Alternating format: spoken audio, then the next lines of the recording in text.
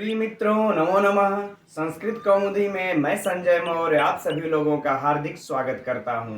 मित्रों, शाम के 7:30 बज चुके हैं और हम लोग प्रतिदिन शाम 7:30 बजे एलटी ग्रेड शिक्षक भर्ती और टीजीटी इत्यादि परीक्षाओं के लिए अध्ययन करते हैं, तैयारी करते हैं। और इस समय मित्रों, इन्हीं सबों के पाठ्यक्रम के अनुसार नीति शतकम ग्रंथ का अध्ययन चल रहा है और हम लोग इस ग्रंथ से कल की कक्षा तक इसमें 76 श्लोकों का क्रमशः अध्ययन कर चुके हैं और अब आज की कक्षा में इस 77वें श्लोक से अध्ययन प्रारंभ करते हैं।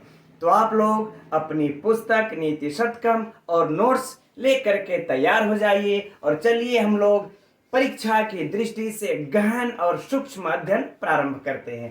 तो एक बार इसे हम लोग पढ़ लेते हैं। मित्रों, कह रहे हैं कि ये कदर्थितस्यापि हि धैर्य वृत्ते न शक्यते धैर्य गुणः प्रमाष्टुम अधोमुखस्यापि कृतस्य वहने न अधः शिखा यान्ति कचादिदेव। मित्रों, इस श्लोक में महाकवि भर्तृहरि यह बता रहे हैं, कह रहे हैं कि जो धैर्यवान पुरुष होते हैं ना, उनके धैर्य के जो गुण है उसको कभी भी मिटाया नहीं जा सकता और उसके लिए बहुत अच्छा सा दृष्टांत भी दे रहे हैं। तो चलिए अध्ययन करते हैं इस श्लोक को। कह रहे हैं कि कदर्थितस्यापि, है ना, कदर्थितस्य अर्थात क्लेशितस्य, है ना, यानी कि क्लेशित होने पर भी, क्लेशित, है ना, अर्थात कष्ट को प्राप्त होने पर भी, अत्यंत कष्ट को प्राप्त होने पर, अपि मने भी, ही मने निश्चय ही, धैर्य वृत्ति अर्थात मित्रों धैर्यवान पुरुष, है ना, धैर्यवान पुरुष कह ले या व्यक्ति कह ले, जो भी। तो कह रहे अत्यंत, यहां मित्रों हम लोग बल्कि अत्यंत कर लेंगे तो बेहतर अर्थ बन जाएगा कि अत्यंत क्लेशित होने पर भी जो धैर्यवान पुरुष हैं, इनके धैर्य गुण, है ना, इस धैर्य गुण को, धैर्य नामक उनका जो उनके अंदर धैर्य वाला जो गुण है उसको प्रमाष्टुम मतलब मिटाया, मिटाया और न शक्यते, मिटाया नहीं जा सकता, मिटाया नहीं जा सकता। स्पष्ट हो गया मित्रों? फिर से एक बार अर्थ देख लेते हैं।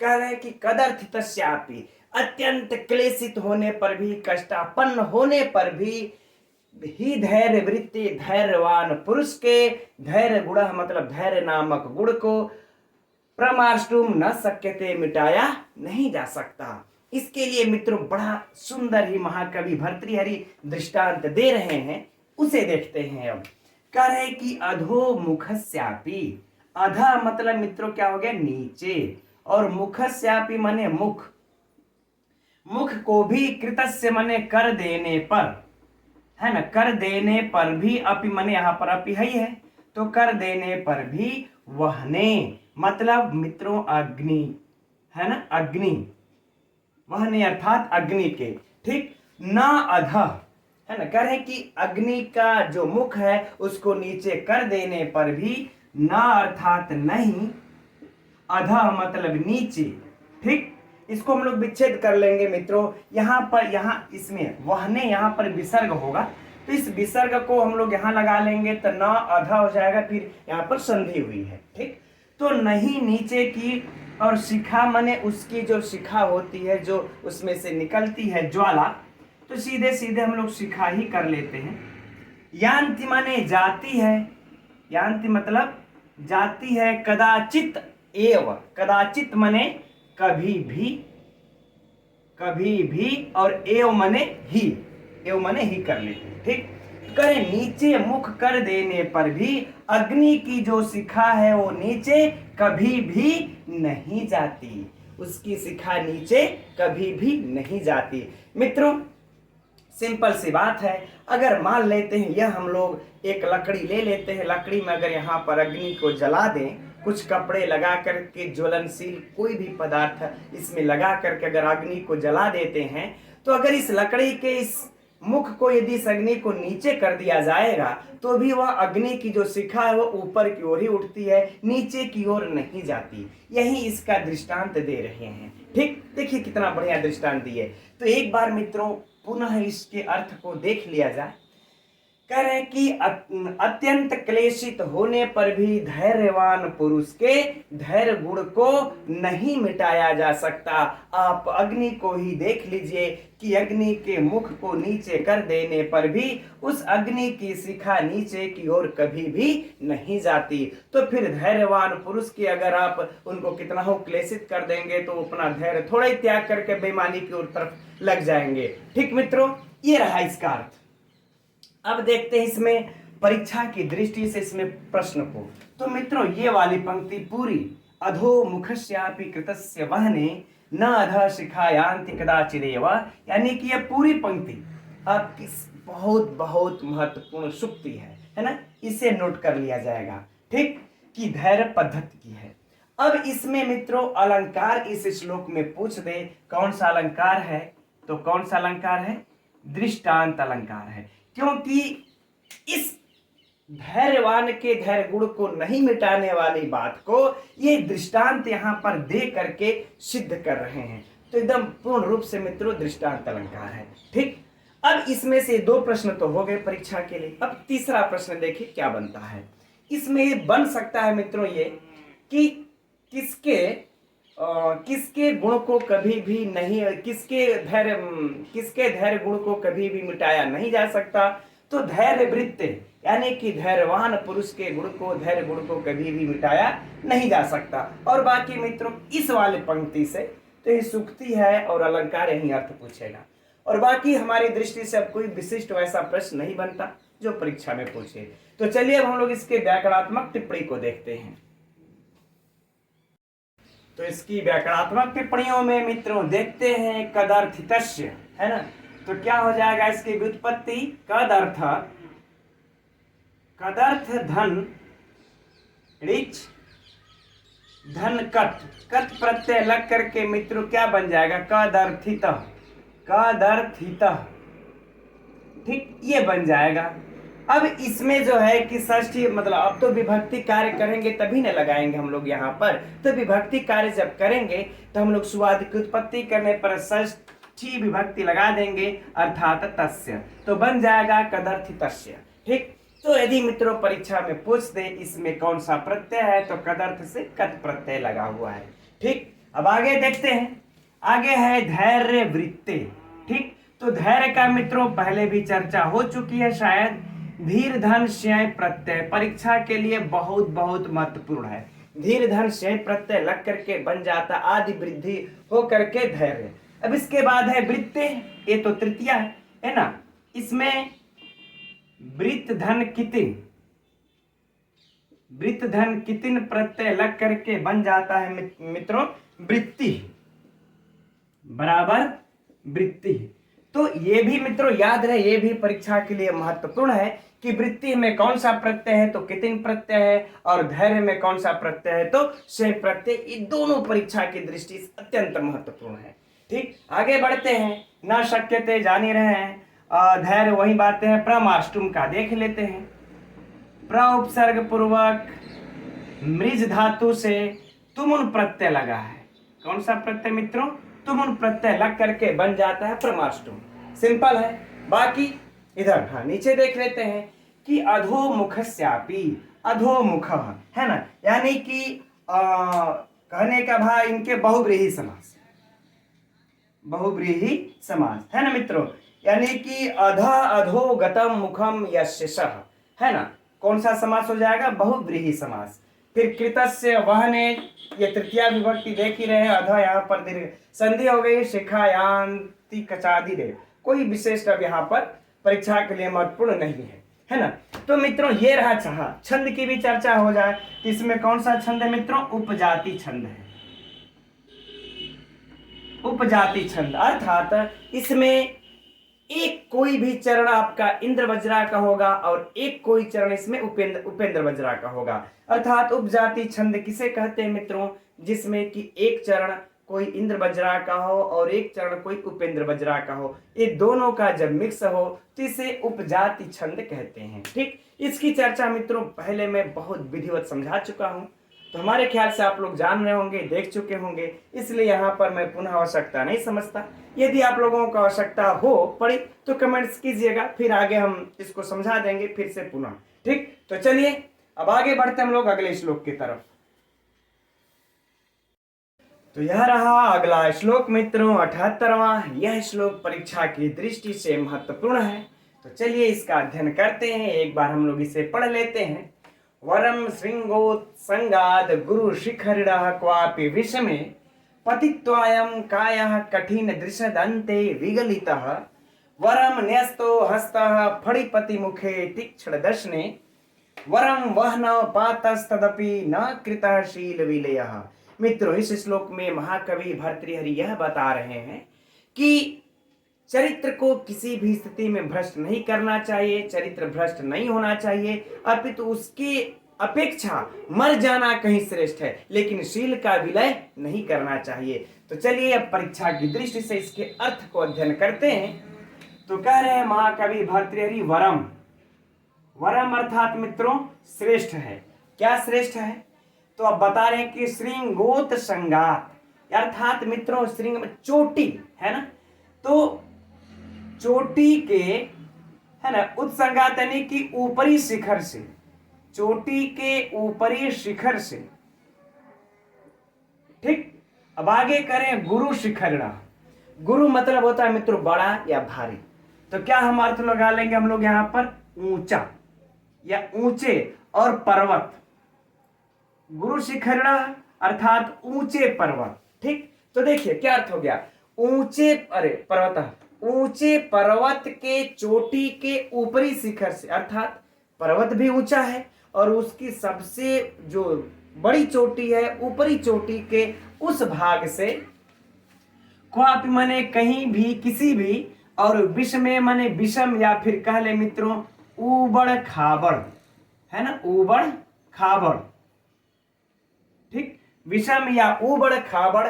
पतित्वा अयम कायः, पतित्वा माने गिर करके, क्या करके? गिरा करके। ठीक, गिरा करके, कायः माने इस शरीर को, क्या? कठिन दृशद अंते, कठिन मतलब हो जाएगा मित्रों क्या? कठोर।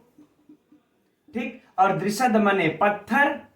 दृशद किसको बोलते हैं? पत्थर को। महत्वपूर्ण शब्दावली भी है, नोट कर लीजिएगा। तो कठोर पत्थर कब है? दृशद अंते, यानी कि उस पत्थर का अंत वाला भाग, अर्थात नुकीला भाग, है ना। अब पत्थर है कोई, तो उसका जो सबसे अंत भाग होगा वो नुकीला भाग। तो कह रहे कठोर पत्थर के नुकीले भाग से विगलितः, विगलितः अर्थात मित्र चूर्णितः, चूर्णितः अर्थात कि चूर्ण कर देना। अब तो चूर्ण कर देना, यहां पर शरीर को चूर्ण कर देने का अर्थ क्या लगा लेंगे हम लोग? जान दे देना। क्या अर्थ लगा लेंगे? जान दे देना या मर जाना, सीधे कह ले मर जाना, मर जाना। ठीक, कहीं यही इसी कह रहे हैं कि मर जाना क्या है? श्रेष्ठ है, मर जाना कहीं श्रेष्ठ है। तो मित्रों एक बार इसी के अर्थ को देख लेते हैं पुनः। कह रहे हैं कि किसी भी ऊंचे पर्वत के ऊपरी चोटी के सबसे ऊपरी शिखर से कहीं से भी गिर करके अपने शरीर को कठोर पत्थर के नुकीले भाग पर गिरा करके चूर्णित हो जाना, जान दे देना, मर जाना, क्या है? वरम मतलब श्रेष्ठ है। राइट, फिर आगे कहते हैं वरम, ये तो एक बार बोल दिए कि ये भी श्रेष्ठ है। अब आगे कह रहे हैं कि वरम अर्थात ये भी श्रेष्ठ है। क्या? न्यस्तः हस्तः, न्यस्तः मतलब मित्रों रख करके, डाल करके। हम लोग अर्थ क्या लगा लेंगे? डालकर। क्या? हस्तः माने हाथ को, क्या डाल करके? हाथ को। ठीक, यह अर्थ हो गया। कह रहे लेकिन हाथ को कहां डाल करके? तो कह रहे हैं फणिपति, फणिपति अर्थात मित्रों फण का पति कौन? सर्प के मुख है, यानी कि सर्प के मुख में, है ना, सर्प के मुख में। और क्या? तीक्ष्ण दर्शने, सर्प के मुख में और तीक्ष्ण दर्शने यानी जो तीखे नुकीले दांत हैं उनके बीच में। दसन मित्रों हो जाएगा दांत, और तीक्ष्ण मतलब तेज या नुकीले कह लें, है ना। तो कह रहे हैं नुकीले दांत। तो कह रहे हैं कि श्रेष्ठ है अपने हाथ को, हम चरित्र को भ्रष्ट नहीं होने देंगे, बल्कि उसकी अपेक्षा कहीं श्रेष्ठ है कि अपने हाथ को हम जो विषैले सर्प हैं उसके तीक्ष्ण डसने नुकीले दांत के बीच में अपने हाथ को डाल दे, ये कहीं श्रेष्ठ है। अब मित्रों, कहने का भाव है कि जब हाथ डालेंगे तो सांप काटेगा ही, और सांप काटेगा तो स्वाभाविक सी बात है कि मृत्यु सुनिश्चित है। ठीक, चलिए आगे बढ़ते हैं। कह रहे वरम, फिर कह रहे हैं कि श्रेष्ठ है क्या, वह नव मतलब अग्नि, क्या अग्नि के बीच में पातस्तः, फिर तदपि, है ना, पातः यहां पर विसर्ग है, विसर्ग को फिर सकार होकर के हो गया पातस तदपि। तो मित्रों क्या होगा, पातः, पातः मतलब कि कूद पड़ना, है ना, हम लोग कूद पड़ना अर्थ लगा ले, माने कूद पड़ना, यानी कि अग्नि में कूद पड़ना, तदपि ये होगा तदपि, अर्थात कह लें कि किंतु ना, तो ये किंतु वाला इधर जोड़ लेंगे, छोड़ देते हैं, पहले यहीं तक अर्थ समझ लेते हैं। कह रहे वरम वहनव पातः, यानी कि अग्नि में कूद पड़ना भी श्रेष्ठ है, वह नव अग्नि में, पातः मने कूद पड़ना भी श्रेष्ठ है, मने श्रेष्ठ है। किंतु करें तदपि, किंतु न मने नहीं, कृतः मने करना, क्या शील विलय, यानी कि इस शील को विलय अर्थात भ्रष्ट, क्या करें कि भ्रष्ट, किंतु इस शील को भ्रष्ट नहीं करना, किंतु शील को भ्रष्ट नहीं करना। मित्रों, इस शील को भ्रष्ट न करने की अपेक्षा 3 कार्यों को महाकवि भर्तृहरि ने बताया कि श्रेष्ठ है। पहला कार्य क्या बताते हैं, फिर से पूरे अर्थ को एक बार देख लेते हैं। कह रहे हैं कि ऊंचे पर्वत के चोटी के ऊपरी शिखर से अपने शरीर को गिरा करके कठोर पत्थर के नुकीले भाग पर चूर्णित कर देना, विगलित कर देना, मर जाना कहीं श्रेष्ठ है। और कह रहे हैं कि अपने हाथ को किसी भयंकर विषैले सांप के नुकीले दांतों के बीच में हाथ को डाल देना कहीं श्रेष्ठ है। और अग्नि में भी कूद पड़ना, जल करके मर जाना कहीं श्रेष्ठ है। किंतु इस शील को भ्रष्ट बिल्कुल भी नहीं करना चाहिए। तो मित्रों, इस शील को भ्रष्ट नहीं करने के लिए 3 कार्य महाकवि भर्तृहरि ने श्रेष्ठ बताए। पहला, पर्वत से कूद पड़ करके जान दे दो। दूसरा कहे कि सांप के मुख में हाथ डाल दो। और तीसरा कहे कि अग्नि में कूद पड़ो। ठीक मित्रों, तो अब समझते हैं कि ये अर्थ अब आप लोगों को स्पष्ट हो गया होगा। अब इसमें मित्रों हम लोग परीक्षा की दृष्टि से थोड़ा इस पर चर्चा कर लेते हैं, है ना। तो ये वाला न कृतः शील विलय, ये सुक्ति है मित्रों, और परीक्षा में इतना ही पूछेगा सिर्फ, ठीक है ना। और जब इतना ही पूछेगा और पूछ देगा कि नीति शतकम के किस पद्धति का है, तो अच्छे लोग कंफ्यूजन हो जाएंगे कि किस पद्धति का है। क्योंकि शील का विलय नहीं करना चाहिए तो बड़ा कंफ्यूजन होगा कि धैर्य में जाए कि कर्म में जाए कि दैव में जाए कि सुजन में कि दुर्जन में, है ना। कि तो इसलिए मित्रों यहाँ याद कर लेना है कि ये श्लोक धैर्य पद्धति का है, शील का विलय नहीं करना। वैसे मित्रों यह श्लोक कहा जाता है, यह नीति शतकम के जितनी भी प्रतियां मिलती हैं, मतलब मिलते हैं, तो उसमें सब प्रतियों में, सब पाठ भेदों में यह श्लोक नहीं मिलता है, ठीक। लेकिन हम लोगों को कोई बात नहीं, हम लोगों के नीति शतकम में बस मिलता है ना, ये काफी है सिलेबस के लिए, ठीक। चलिए अब अगला प्रश्न मित्रों इसमें यह बन जाएगा कि शील के भ्रष्ट न होने की अपेक्षा क्या करना श्रेष्ठ है। तो जैसा ऑप्शन देखिएगा, 3 बातें इन्होंने श्रेष्ठता की कही। अगर तीनों है, चौथा ऑप्शन उपयुक्त सभी है, तो प्रयुक्त सभी लगा दीजिएगा। अगर सिर्फ इसमें से कोई एक दिया है तो एक और 3 कोई अदर दिया है तो एक मार लेंगे। जैसे मान लेते हैं कि नीति शतक के अनुसार शील के भ्रष्ट होने की अपेक्षा क्या करना श्रेष्ठ है। ऑप्शन 1 जल में कूद पड़ना, है ना। उसके बाद जो है कि वायु में कूद पड़ना, या फिर अग्नि में कूद पड़ना, ठीक है ना। या फिर पथरीली जमीन पर कूद पड़ना, ठीक, पथरीली जमीन सिर्फ का कह दे, या फिर कुछ भी कह दे, रेगिस्तान में कूद पड़ना, तो मित्रों ऑप्शन क्या सही होगा? अग्नि में कूद पड़ना, क्योंकि जल में, रेगिस्तान में, या तो इसमें है ही नहीं। ठीक, तो इस प्रकार से मित्रों इसके क्वेश्चन को हम लोग हल कर लेंगे, और बाकी इसमें तो कुछ विशिष्ट प्रश्न नहीं बनते हैं अब। हाँ, या तो प्रश्न को यदि घुमा दे कि पर्वत के ऊपरी शिखर से कूद पड़ना किसकी अपेक्षा श्रेष्ठ है ना, कूद करके मर जाना किसके भ्रष्ट होने की अपेक्षा श्रेष्ठ है, तो शील के। ठीक, अगर क्वेश्चन को पलट दे तो। ठीक मित्रों, चलिए अब आगे देखते हैं इसके व्याकरणात्मक टिप्पणियों को। तो इसकी व्याकरणात्मक टिप्पणियों में मित्रों देखते हैं, वरम श्रृंगोत संगात गुरु शिखरिणः, है ना, गुरु शिखरी अर्थात ऊंचा पर्वत, है ना मित्रों। तो ऊंचा पर्वत हो जाएगा तो कौन सा समास हो गया? कर्मधारय समास। शिखरिणः, शिखर धनिनी। ठीक, सिंपल सी बात है। क्वापि विश्व में पतित्वा, है ना मित्रों, पत धन कत्वा प्रत्यय क्या लग गया? पतित्वायम कायः कठिन दृशद अंते, कठिन दृशद धन, कठिन दृशद फिर अंते, है ना। तो कठिना, तो कठिना दृशद, है ना, कठोर पत्थर। पत्थर कैसा है? कठोर है। तो क्या हो गया मित्रों? पुनः फिर यहाँ कर्मधारय समास। हम समझते हैं यहाँ पर कुछ भी विशिष्ट ज्यादा एक्स्ट्रा दिमाग लगाने या सोचने की आवश्यकता नहीं है। कठोर पत्थर, कर्मधारय समास। तस्य अंतः, उसका आखिरी भाग, है ना, नुकीला वाला, तो तस्य अंतः, तो कौन सा समास हो जाएगा मित्रों?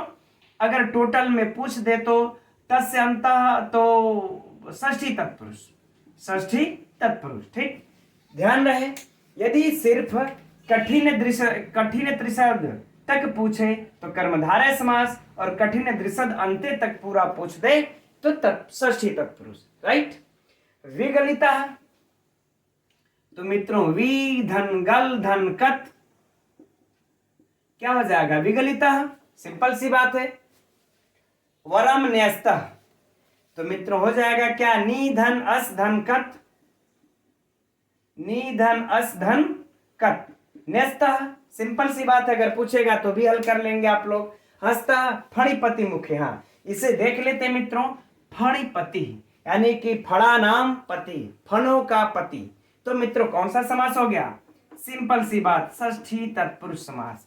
और तस्य मुखे, उसके मुख में, उसके मुख में, तो तस्य मुखे, तो पूरे में यदि पूछ देगा मित्रों तो भी षष्ठी तत्पुरुष समास, क्योंकि फड़ा नाम पति तो षष्ठी है ही है। अब उसके मुख में यानी सर्प के मुख, तो सर्प का मुख, तो भी तो षष्ठी तत्पुरुष। उसके बाद हम विभक्ति कार्य तो करेंगे ही, तो हमने सप्तमी लगा लिया आवश्यकता अनुसार, फणिपति मुखे। राइट, तो विभक्ति पूछ दे तो सप्तमी विभक्ति एक वचन, समास पूछ दे तो षष्ठी तत्पुरुष समास, चाहे इसमें चाहे पूरे में। ओके, अब तीक्ष्ण दर्शने, तीक्ष्ण दर्शने मित्रों, तीक्ष्णा दर्शना यस्मिन तत्, यानी कि जिसका दांत तीक्ष्ण हो। क्योंकि मित्रों यह क्या है? विशेषण है। यह भी याद रखिएगा, परीक्षा में पूछा जा सकता है। तो यह विशेषण है किसका? इस फणिपति मुखे का, है ना। तो यह क्या है? विशेष। ठीक, इस विशेष का है, विशेषण है। वह सांप कैसा है? तो उसका नुकीला तीक्ष्ण दांत है, ऐसा सांप है। ठीक मित्रों, तो यह कौन सा समास हो जाएगा? बहुब्रीहि समास, तीक्ष्णा दर्शना यस्मिन तत्। राइट। अब वरम वहन पातः, पत धन घय, पत धन घय पातः, विसर्ग है यहाँ पर, फिर तदपि तद धन अपि। कुछ नहीं सोचना मित्रों, न कृता शील विलयः, इसे देख लेते हैं। शील विलयः अर्थात शीलस्य विलयः, शील का विलय, तो कौन सा समास हो जाएगा मित्रों? षष्ठी तत्पुरुष समास। राइट। तो हम समझते हैं यह श्लोक अब आप लोगों का लगभग पूर्ण हो गया व्याकरणात्मक दृष्टि से भी। परीक्षा की दृष्टि से मित्रों कठिन दृश्यन्ते, गुरु शिखरणी, है ना, शील विलयः, ये महत्वपूर्ण है, इसे हम लोगों को ध्यान में रख लेना होगा। अब मित्रों बात कर लेते इसमें छंद की। इसमें कौन सा छंद है? शिखरणी छंद है। ठीक है, आप लोग रसई रुद्रेश छन्ना यमन समलाग शिखरणी, तो उसे घटा सकते हैं, चर्चा तो पहले हो ही चुकी है। अब हम लोग अगले श्लोक की तरफ बढ़ते हैं।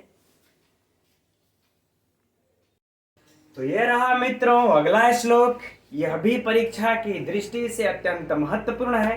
तो देखते हैं इसको। वह्निस्तस्य जलायते जलनिधि कुल्यायते तत्क्षणात् मेरुः स्वल्पशिलायते मृगपतिः सद्यः कुरंगायते व्यालो म्यालगुडायते विषरसः पीयूष वर्षायते और यस्य अंगे अखिल लोक वल्लभतमं शीलम समुन्नमीलति।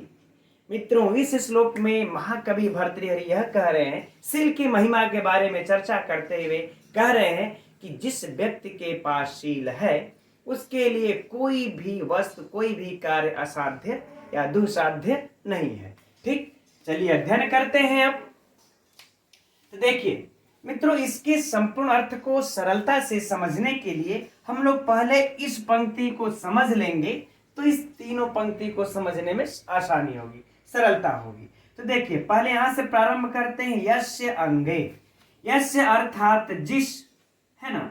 तो जिस, तो क्या किस, जिस पुरुष कर लेते हैं हम लोग, तो कह रहे हैं जिस पुरुष के अंगे अर्थात शरीर में, ठीक ना। तो कह रहे हैं जिस पुरुष के शरीर में अखिल लोक वल्लभतमम। तो अखिल लोक, अखिल मतलब क्या हो गया मित्रों, संपूर्ण, ठीक। और लोक मतलब संसार, एकदम अर्थ अपने आप निकलते जाएगा मित्रों, देखते रहिए। वल्लभतमम मतलब कि सबसे प्यारी, तम प्रत्यय है तो सबसे प्यारी, है ना। तो संपूर्ण संसार की सबसे प्यारी या सबसे प्रिय कह लें या प्यारी कह लें, कोई भी बात है चलेगा। सबसे प्रिय वस्तु शीलम अर्थात शील है, शीलम अर्थात शील है। और समुन्नमीलति मित्रों हो जाएगा समुल्लसति, है ना, समुल्लसति। ठीक, तो कह रहे हैं कि जिस पुरुष के या जिस व्यक्ति के अंगे अर्थात शरीर में संपूर्ण संसार की प्रिय वस्तु शील है, उसके लिए, है ना। तो कह रहे हैं कि तस्य, ठीक, तस्य उसके लिए, उसके लिए क्या हो जाता है, वह्नि, है ना। वह्नि अर्थात मित्रों अग्नि, वह्नि अग्नि क्या हो जाता है, जलायते, जलायते मतलब मित्रों जल के समान हो जाता है।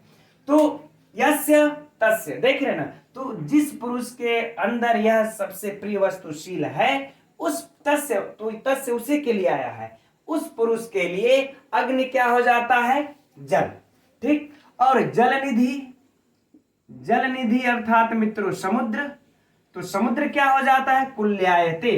कुल्या मीन्स होता है मित्रों नहर। यह परीक्षा में पूछा भी जा चुका है, तो शब्द अर्थ की दृष्टि से बड़ा ही महत्वपूर्ण है, इसको एकदम नोट कर लीजिएगा, अंडरलाइन कर लीजिएगा। कुल्या माने नहर। तो कह रहे अगर उसके लिए विशाल समुद्र है तो भी एक छोटी सी क्या हो जाती है, नहर। और तत् क्षणात, तत् क्षणात ना उधर ले जाएंगे, तो तत् क्षणात यानी कि उसी क्षण, उसी समय, उसी क्षण अर्थात उसी समय, ठीक। तो कह रहे उसी समय अगर कोई विशाल समुद्र है तो भी वह क्या हो जाती है, छोटी सी एक नहर हो जाती है। आगे कहते हैं मेरु, और अगर मेरु पर्वत, क्या मेरु अगर पर्वत भी है तो वह स्वल्प शिलायते, वह एक छोटा सा पत्थर हो जाता है। कैसा पत्थर, छोटा, शिलायते, शिला अर्थात पत्थर बन जाता है उस पुरुष के लिए, ठीक। आगे कहते हैं कि मृगपति, मृगाणाम पति, है ना, जो मृगों का पति है तो कौन हो जाएगा, सिंह अर्थात शेर, ठीक। तो कह रहे उसके लिए जो सिंह है वह शेर है, सद्य मतलब कि तुरंत क्या हो जाता है, कुरंगायते मतलब मृग बन जाता है, या फिर कह ले कि हिरण बन जाता है, ठीक। उसके लिए जो सिंह है, शेर है, वह भी क्या उस व्यक्ति के लिए हो जाता है, हिरण समान हो जाता है। फिर आगे कहते हैं ब्यालह, ब्यालह मतलब मित्र हो जाता है सर्प। यह भी परीक्षा में पूछ चुका है, इसे भी ध्यान में रखिएगा, ब्यालह अर्थात सर्प। करे और जो सर्प होता है उस व्यक्ति के लिए क्या बन जाता है, करे माल्य गुड़ायते, है ना, माल्य गुड़ायते। तो कह रहे हैं कि माला का गुड़ायते माने धागा के समान बन जाता है, माला का धागा, ठीक। तो कह रहे हैं कि वो सब सर्प जो है उस माले के धागे के समान हो जाता है उस पुरुष के लिए, तस्य उस पुरुष के लिए। और कह रहे हैं विष रसः, है ना, और कह रहे हैं जो विष है वह क्या हो जाता है, पीयूष वर्षायते, मतलब अमृत की वर्षा करने लगती है ना, अमृत की वर्षा करने लगती है ना। जो विष है उसके लिए तुरंत क्या हो जाता है, अमृत की वर्षा हो जाती है, अमृत के समान हो जाता है। ठीक मित्रों, तो एक बार संपूर्ण अर्थ को पुनः देख लेते हैं। सरल सा अर्थ है बिल्कुल, कि जिस पुरुष के शरीर में संपूर्ण संसार की सबसे प्रिय वस्तुशील है, उस पुरुष के लिए, तस्य उस पुरुष के लिए उसी क्षण उसी समय अग्नि जो है जल बन जाता है, समुद्र जो है नहर बन जाती है, छोटी सी नहर हो जाती है, मेरु पर्वत जैसा विशाल पर्वत भी उसके लिए छोटा सा पत्थर बन जाता है, और उसके सामने सिंह भी आता है, शेर भी आता है, एक हिरण के समान हो जाता है, और सर्प भी उसके लिए माला के धागे के समान हो जाता है, और विष को तो कहिए मत, विष भी उसके लिए अमृत के समान वर्षा करने लग जाती है, अमृत हो जाती है। ठीक मित्रों, तो ये रहा इसका संपूर्ण अर्थ। समझते हैं, बिल्कुल सरलता से समझ में आ गया होगा आप लोगों के। अब बात करते हैं मित्रों हम लोग परीक्षा की दृष्टि से इसके प्रश्नों को। तो मित्रों इसमें से जो प्रश्न बनेंगे तो इस तरीके से कि जिसके अंदर, पहला प्रश्न सुनिएगा, जिसके अंदर संसार की सबसे प्रिय वस्तुशील है उसके लिए जल क्या हो, उसके लिए अग्नि क्या हो जाती है, जल। अब मित्रों कितना है ये, एक समुद्र नहर बन जाता है, दो पर्वत छोटा पत्थर बन जाता है, तीन शेर हिरण बन जाता है, चार सर्प माला का धागा बन जाता है, पांच और विष अमृत का वर्षा बन जाता है, छह, है ना। अर्थात ये 6 प्रश्न आप लोगों के लिए तैयार हो गए, है ना। फिर से समझिएगा कि जिस पुरुष के, जिस व्यक्ति के अंदर संसार की सबसे प्रिय वस्तुशील है उसके लिए अग्नि क्या हो जाता है, जल, एक प्रश्न हो गया। उस पुरुष के लिए समुद्र क्या हो जाती है, छोटी सी नहर। जिस पुरुष के अंदर वही संसार की सबसे प्रिय वस्तुशील है उसके लिए पर्वत क्या बन जाता है, छोटा सा पत्थर। शेर क्या बन जाता है, हिरण। ये 6 प्रश्न आप लोगों के तैयार हो गए, राइट। इसमें कोई समस्या नहीं। चलिए अब इसी प्रश्न को मित्रों 6 को हम लोग पलट देते हैं, है ना। किस पुरुष के लिए अग्नि जो है कि जल बन जाती है, अग्नि जो है जल बन जाता है, तो जिसके अंदर सबसे प्रिय वस्तुशील है। किस पुरुष के लिए समुद्र एक छोटी सी नहर बन जाता है ना, तो जिसके अंदर संसार की सबसे प्रिय वस्तुशील है। उसी प्रकार से मित्रों इच्छाओं से भी बन जाएंगे। तो अगर पलट दिया जाए तो 6 दूना के 12 प्रश्न बन गए। और जो सबसे महत्वपूर्ण प्रश्न है, कुल्या माने नहर, और क्या बोले मृगपति, यह भी मित्रों शेर है, कुरंग माने हिरण है, यह शब्दार्थों में बहुत बहुत महत्वपूर्ण है, परीक्षा में पूछे जा चुके हैं। और उसके बाद ब्याला माने सर्प है। तो 1 2 3 4 यह भी मित्रों बहुत महत्वपूर्ण प्रश्न है इसके। ठीक, चलिए अब हम लोग बढ़ते हैं मित्रों इसके व्याकरणात्मक टिप्पणी की तरफ। इस श्लोक की व्याकरणात्मक टिप्पणियां मित्रों याद करने के लिए परीक्षा की दृष्टि से बेहद सरल है, बेहद आसान है। तो चलिए देखते हैं। तो पहले मित्रों हम लोग इन 6 को अलग कर लेते हैं। किनको किनको, जलायते, कुलायते, कुल्यायते, स्वल्पशिलायते, कुरंगायते, है ना, माल्य गुड़ायते और पीयूष वर्षायते। 6 हो गई, 6 को अलग कर लिया। इन 6 में मित्रों तो बस एक की सिद्धि देख लेते पहले हम लोग। जल धन क्यंग प्रत्यय है इसमें, जल धन क्यंग प्रत्यय लग करके मित्रों अब उसके बाद लट लकार में आत्मने पद में प्रथम पुरुष के एक वचन, प्रथम पुरुष के एक वचन में बन जाता है जलायते। ठीक मित्रों, अब इसी प्रकार से सेम 6 का समझ लीजिए। तो जैसे आगे है कुल्यायते, तो कुल्या, कुल्याधन क्यंग, ठीक, कुल्याधन क्यंग, फिर वही लट लकार प्रथम पुरुष एक वचन आत्मनेपद में। ठीक, ये हो गया। अब मित्रों सेम उसी प्रकार से स्वल्प शिलायते, लट लकार प्रथम पुरुष एक वचन, इस कुरंगायते में भी, पीयूष वर्षायते में भी और माल्य गुड़ायते में भी। अब मित्रों परीक्षा में जो प्रश्न कैसे पूछेगा उसकी भी चर्चा कर लेते हैं इसी समय। अब अगर पूछ देगा जलायते में कौन सा प्रत्यय है, तो क्यंग प्रत्यय, निसंकोच मारिए। कौन सा प्रत्यय? क्यंग प्रत्यय। कौन सा लकार है? तो लट लकार है। अब चाहे जलायते में इन छओं में मित्रों किसी में भी पूछ दे कौन सा लकार है, तो लट लकार है। कौन सा पुरुष है, तो प्रथम पुरुष एक वचन। तो ये आप लोगों का 6 प्रश्न कंप्लीट व्याकरणात्मक टिप्पणी की दृष्टि से। ठीक, अब बढ़ते हैं मित्रों आगे। 6 तो हो ही गया, आगे चलते हैं। जल निधि यानी कि जला नाम निधि, कौन सा समास हो जाएगा मित्रों? षष्ठी तत्पुरुष समास, बिना सोचे विचारे। ठीक, आगे देखते हैं। स्वल्प शिलायते यानी कि स्वल्प शिला, छोटा पत्थर। कैसा पत्थर मित्रों? छोटा पत्थर। तो विशेष विशेषण कर्मधारय समास, कुछ भी विशिष्ट नहीं विचार करना है। मृगपति, मृगाणाम पति। तो मित्रों कौन सा समास? यहां भी षष्ठी तत्पुरुष समास है ना। सद्य व्याला माल्य गुणायते, मालस्य गुण, यहां भी मित्रों षष्ठी तत्पुरुष है, लेकिन कुछ विशिष्ट नहीं है, छोड़ देते हैं, है ना। अब है यस्य अंगे दीर्घ संधि देखी है अखिल लोक वल्लभतमम, है ना। इसमें मित्रों वल्लभतमम में कौन सा प्रत्यय है? तमप प्रत्यय है। ठीक, वल्लभ धन तमम, वल्लभतमम हो गया। ठीक, अब है शीलम समुल्लसति। ठीक, अब मित्रों इसमें तो अखिल लोकम, यहां पर भी देखिए अखिल लोकम, यहां भी मित्रों कौन सा समास है? कर्मधारय समास। ठीक, तो ये तो उतना नहीं है महत्वपूर्ण परीक्षा के लिए। अखिल लोक अगर आएगा भी तो आप लोग लगा देंगे। अब इसमें लिए जो ये है मित्रों, ये छवो के छवो महत्वपूर्ण है, ये हो गया। और फिर ये महत्वपूर्ण है जलनिधि समास की दृष्टि से, और मृगपति।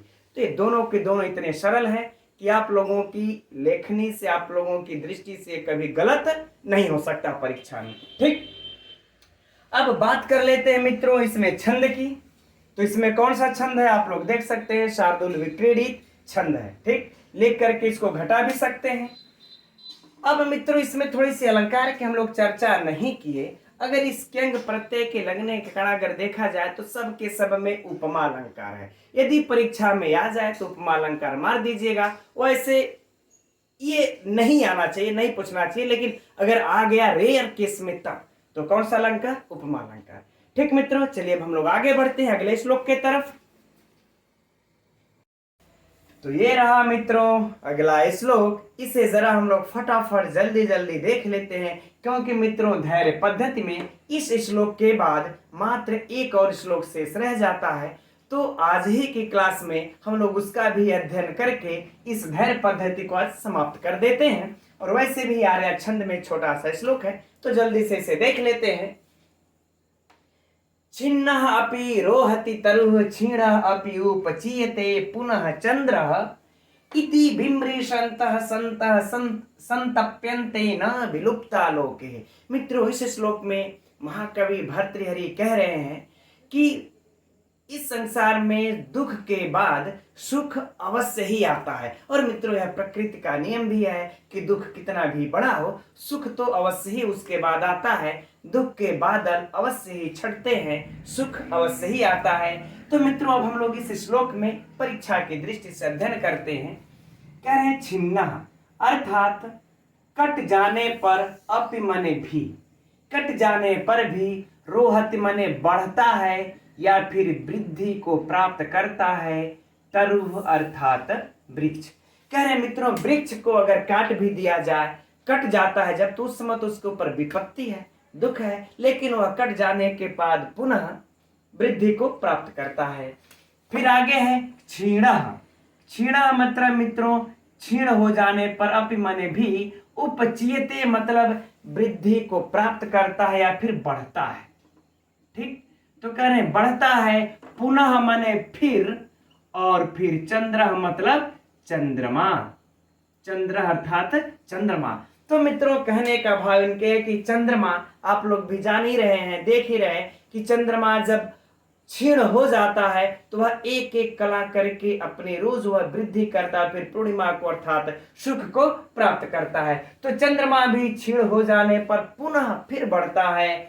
इति बिम्रीषन्तः, इति माने ऐसा मित्रों, बिम्रीषन्तः अर्थात कह रहे हैं सोच कर, कह रहे यह सोच करके संतः मतलब संत लोग, जो संत लोग हैं, संतप्यन्ते मतलब दुखित नहीं होते, दुखित ना मतलब नहीं होते हैं, और विप्लुता, विप्लुता, विप्लुता अर्थात मित्रों कि कह ले कि दुख के आने पर, पीड़ा के आने पर, है ना, या दुख से अभिभूत होने पर, ठीक, तो दुख के आने पर या अभिभूत होने पर कुछ भी कह सकते हैं, लोके अर्थात संसार में, लोके अर्थात संसार में। तो मित्रों यह सोच करके, जो इस संसार में यह सोच करके दुख के आने पर संत लोग कभी दुखित नहीं होते हैं, ठीक। तो फिर से संपूर्ण अर्थ को देख लिया जाए मित्रों, कह रहे हैं कि वृक्ष कट करके भी बढ़ता है और चंद्रमा क्षीण हो करके भी पुनः पुनः बढ़ता है, यही सोच करके इस संसार में जो संत लोग होते हैं दुख के आने पर भी, पीड़ा के आने पर भी कभी दुखित नहीं होते हैं। यह सोच लेते हैं कि चलिए ये दुख के बादल है, आज नहीं तो कल ये छट ही जाएगा। तो मित्रों हम लोगों को भी इससे साहस और धैर्य मिलता है कि चलिए हम लोगों के पास आज दुख है, कोई बात नहीं, कल यह दुख हम लोगों का छट ही जाएगा। ठीक है, ठीक है मित्रों, अब हम लोग इसे, अर्थ तो सिंपल है, आप सभी लोग जान भी रहे होंगे। अब हम लोग इसमें परीक्षा दृष्टि से इसके प्रश्नों को देखते हैं। ठीक, तो मित्रों सबसे पहले तो ये अगर पंक्ति पर ध्यान दे ले हम लोग कि यह पंक्ति अगर उठा करके पूछ देगा कि किस पद्धति का है, तो हम लोग जरा ध्यान दे लें कि यह धैर्य पद्धति का है, क्योंकि यहाँ पर देखिए संतः शब्द आया है। तो ऐसा न समझ बैठे कि ये सुजन पद्धति का है, ऐसा न समझ ले सुजन पद्धति का है ये। ठीक, तो ये याद रख लेना है। अब इसके बाद इसमें से जो प्रश्न बनेगा वह देखिए कि क्या सोच करके संत लोग दुख के आने पर भी दुखित नहीं होते ना। तो मित्रों ये भी उत्तर आप लोग पूर्व वाली लाइन को दे सकते हैं, या फिर दुख कभी भी स्थायी नहीं होता, आज नहीं तो कल दुख खत्म ही हो जाएगा। तो यह सोच करके संत लोग दुखित नहीं होते। ठीक है ना मित्रों। और बाकी ऊपर से तो कोई प्रश्न बनेगा नहीं कि कौन कट करके बढ़ता है, कौन छीड़ होकर के बढ़ता, ये तो प्रश्न ही नहीं है। ठीक है मित्रों, चलिए तो इसमें यही दो प्रश्न हुए, एक यह पंक्ति किस पद्धति की है और एक कि क्या सोच करके संसार में संत लोग दुख आने पर भी दुखित नहीं होते। अब बात कर लेते हैं मित्रों इसमें छंद की। तो देखिए आर्या छंद है, बात चर्चा हो चुकी है। अब मित्रों लगे हाथ इसी जगह इसकी व्याकरणात्मक टिप्पणी भी देख लेते हैं। तो छिन्ना में मित्रों आप लोग देख रहे हैं, छिद धातु से कट प्रत्यय लग करके बन जाता है छिन्ना, सरल है, आप सभी लोग जानते होंगे। रोहती तरु छीड़ा, छीड़ा में भी मित्रों छी धातु से कट प्रत्यय लग करके बन जाता है छीड़ा।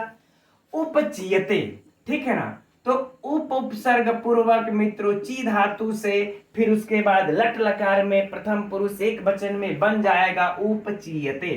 ची धातु है, उपसर्ग है, यह भी सरल है मित्रों। ठीक, आगे देखिए विमृ संता संता संतप्यन्ते, इसमें भी संतप्यन्ते सम उपसर्ग पूर्वक है, धातु कौन है, तप, तप धातु से लट लकार में बन जाता है मित्रों सप्यन्ते। ठीक, संतप्यन्ते, ठीक, कोई बात नहीं।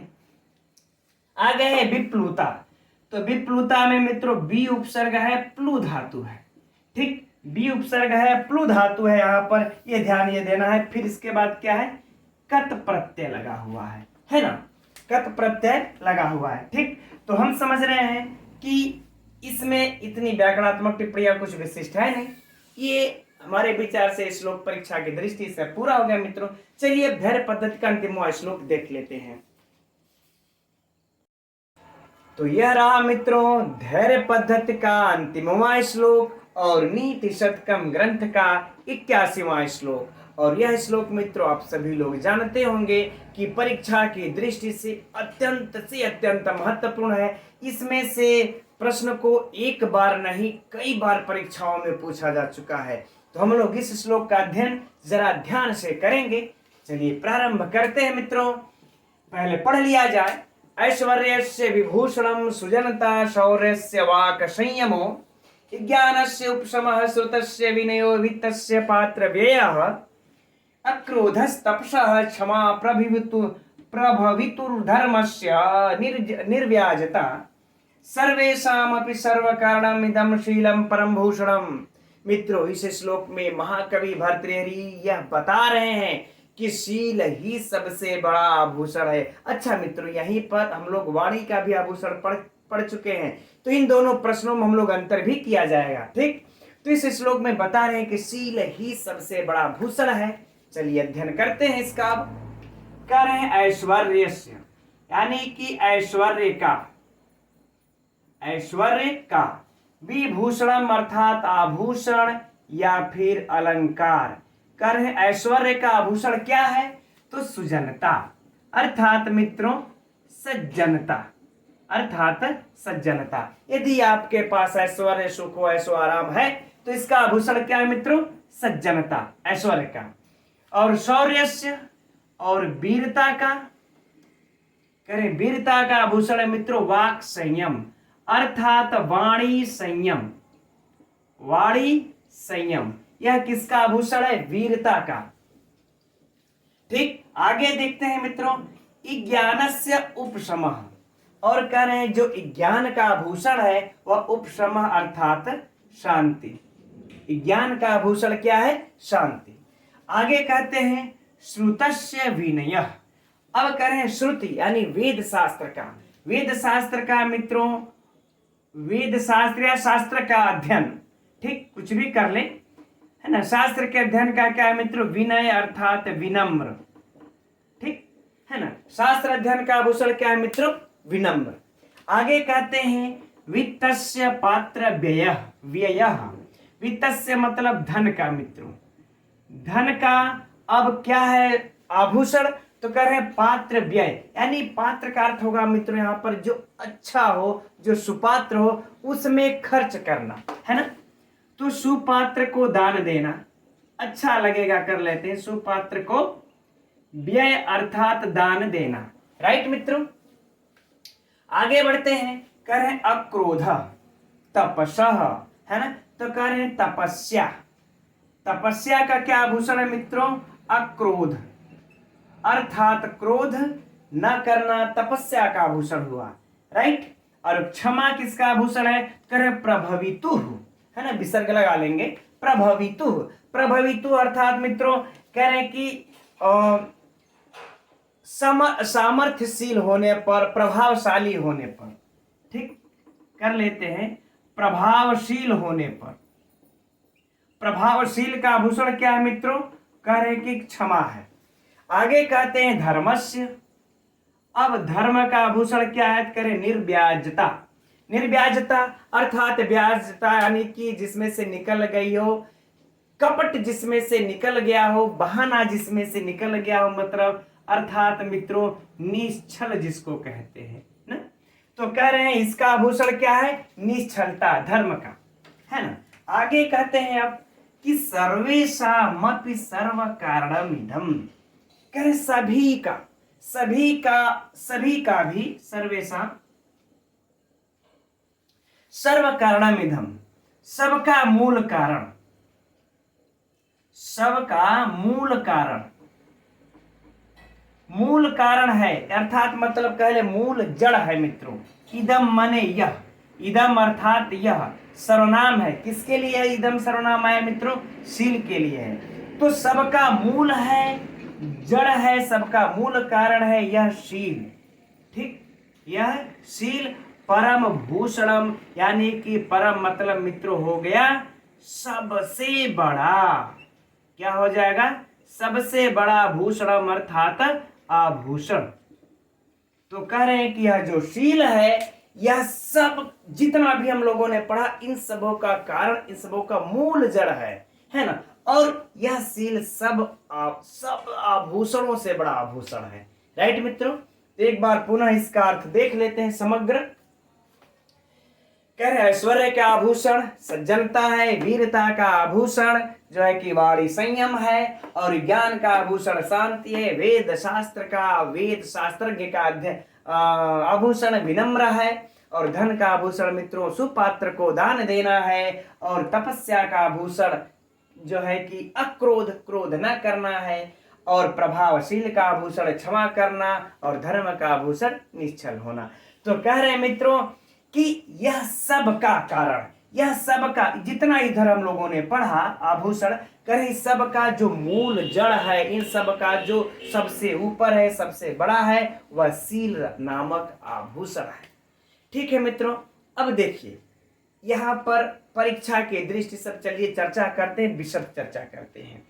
तो मित्रों आप लोगों ने पढ़ा होगा, हम लोगों ने भी पढ़ा, श्लोक संख्या 16 पर छियन्ते अखिल भूषणानि, है ना, सततम वाग भूषणम भूषणम, है ना, कि सब वहां पर देखिए। खैर चलिए इसकी चर्चा भी करते हैं, लेकिन पहले यहां पर एक चर्चा यह कर लेते हैं कि सीलम परम भूषणम, यानी कि सील सबसे बड़ा आभूषण है।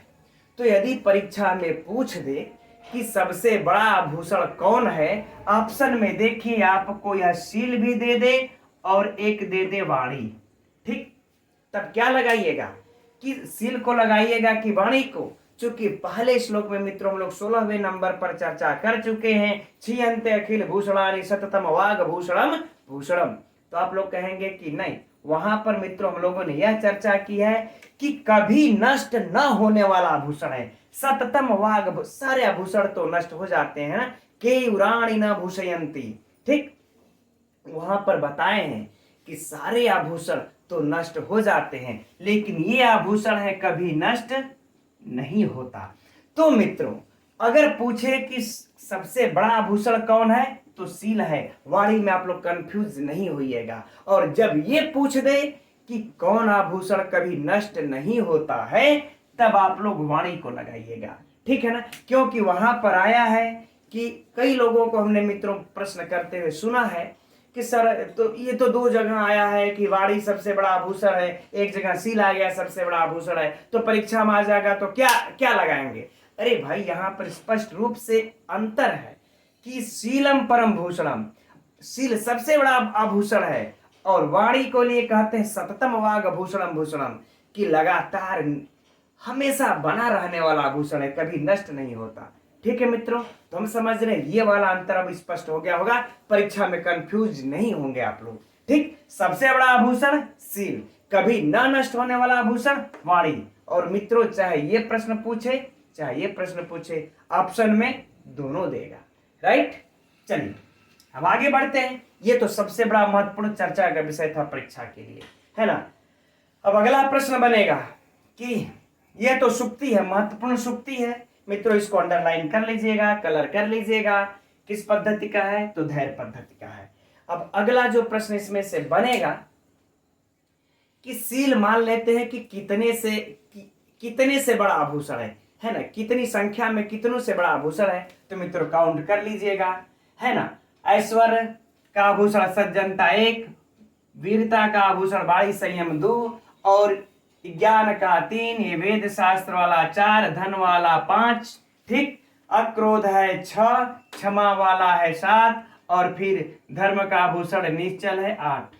यानी कि जो यहाँ पर सर्वे शाम सभी सबका मूल जड़ जो ये दिया हुआ मित्रों, अगर यह पूछ दे कि कितनों का, अब यह संख्या अगर पूछ दे मित्रों, तो इन 8 लोगों से यानी 8 आभूषणों से भी यह बड़ा आभूषण है सील। ये गहन अध्ययन हो गया मित्रों, ठीक। अब प्रश्न करते हैं अगले प्रश्न की तरफ कि अब 8 से मित्रों 8 प्रश्न तैयार कर लीजिए। 8 दुना के 16 अगर पलट देगा तब, जैसे कि ऐश्वर्य का आभूषण क्या है, सज्जनता। वीरता का आभूषण क्या है ना, वीरता का आभूषण क्या है, ठीक, तो क्या हो जाएगा, वाणी संयम। वीरता का आभूषण क्या है, वाणी संयम। ज्ञान का आभूषण क्या है, शांति। तो इस प्रकार से मित्रों 8 प्रश्न बन गए। अब अगर इसी प्रकार से उलट दिया जाए कि सज्जनता किसका आभूषण है, सज्जनता किसका आभूषण है, तो ऐश्वर्य का। वाणी संयम किसका आभूषण है, ऑप्शन दे देगा वीरता, ज्ञान, धन इत्यादि, तो वीरता का। तो अगर पलट दिया जाएगा मित्रों तो 8 दुना के 16 प्रश्न, ठीक।